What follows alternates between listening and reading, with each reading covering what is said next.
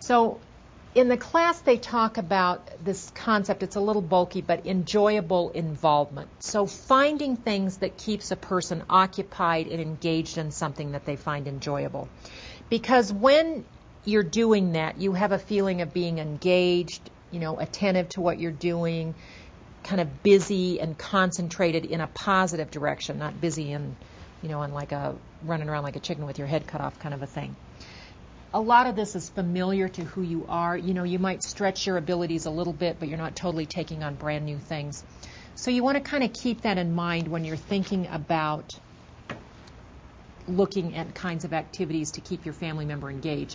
Because the point about being engaged in something is that it keeps some of this other stuff at bay. Some of the frustration and the paranoia and the constant asking you questions, some of those things we've been talking about. It can keep some of those behaviors at bay that can tend to drive you nuts. You maybe have some experience with that, Kim, since your mother-in-law lives with you. If she's doing something and she's liking doing it, she's probably not kind of bothering you about asking you the same thing over and over again, or getting agitated.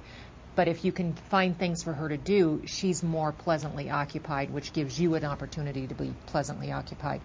It's the theory behind like adult day programs where people go. Having structure to the day, having things there that people can do and be engaged with and actively involved in it. Okay. But there are things that can take us out of that zone. Just like, you imagine yourself doing something that you find enjoyable and relaxing, but then something comes to take you out of that. Your cell phone rings, the telephone rings, your day interferes with that, or you have to get back and you're driving in rush hour traffic. There are things that can take a person outside of that as well. So the kinds of things that can take you out of this sort of enjoyable zone are things like distractions, overload, having too much bombard you, boredom,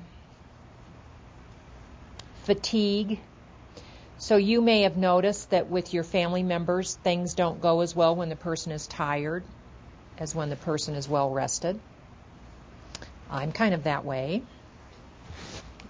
And I don't think that really changes just because you have a disease that impacts your brain.